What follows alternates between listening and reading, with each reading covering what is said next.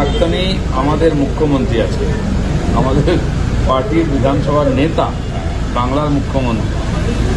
যোগ্যতা, স্বচ্ছতা পার্টি নেবে, এটা কোনো পার্টির সংবিধানে লেখা নেই কাউকে নেবো কি নেবো না।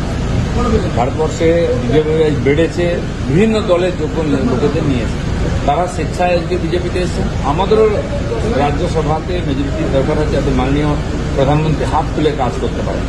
আর পার্টি তাকে স্বীকৃতি দিয়েছে, তারা নিজের পদেই যাবেন, খালি আমাদের আসনে বসবেন, এইটুকু। মানে এটা কি আপনাদের দলের স্বীকৃত নীতি নয় যে তৃণমূল মানে নেবো না, এই যে বারবার সবাই স্বীকৃত নীতি বলে কোনোদিন ছিল না।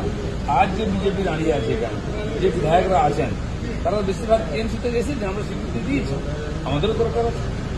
রাজনীতি করার মুষ্টিমেয় লোক আছে, যোগ্য লোক যদি না থাকে সরকার চলবে কি করে? আর এইভাবে সমস্ত পার্টি বাড়ে।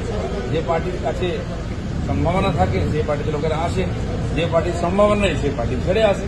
তো আমাদের যখন মনে হয় যে আমাদের প্রয়োজন আছে, তাদের ইমেজের সঙ্গে আমাদের ইমেজ মিলবে। দশরথ দেবের মতো এত বড় নেতার মেয়ে এসছে, যাচ্ছি পাইছি না, কিন্তু সন্তোষ মোহন দেবের, তো তার মেয়ে এসছেন, তাকে জানেন, তার সম্বন্ধে কি কমপ্লেন করে?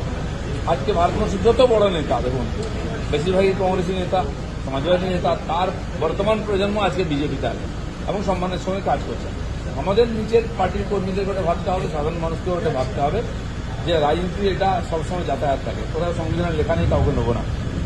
আর ভারতীয় জনতা পার্টি এরকম আছে, বিভিন্ন দলের যোগ্য লোকেদের নিয়ে গিয়ে আর যোগ্য কাজ করছে, উন্নয়ন করছে মোদীজির নেতৃত্বে। তারা স্বেচ্ছায় এসছেন মোদীজির নেতৃত্বে কাজ করছে, আমরা সুযোগ দিই। প্রচুর জনজাগরণ দিলে প্রচুর তৃণমূলের মধ্যে ওয়েট করছে। কতটা খুলবো না খুলবো সেটা কেন্দ্রীয় নেতৃত্ব করবেন, তারা সিদ্ধান্ত নিয়েছেন। আমরা বর্তমান পরিস্থিতিতে আমাদের মাননীয় সভাপতি বলেছেন যে এখন আমরা কাউকে নেব না। তো কেন্দ্রীয় নেতৃত্ব বা রাজ্যসভা লোকসভার যে সিদ্ধান্ত তো আমরা নিই না, সর্বভারতীয় পার্টি সিদ্ধান্ত আমরা মেনে চলি, আর সবাইকে মানা উচিত, তাহলে আমরা মনে করব যে ডিসিপ্লিনের বাইরে যাচ্ছে ওটা।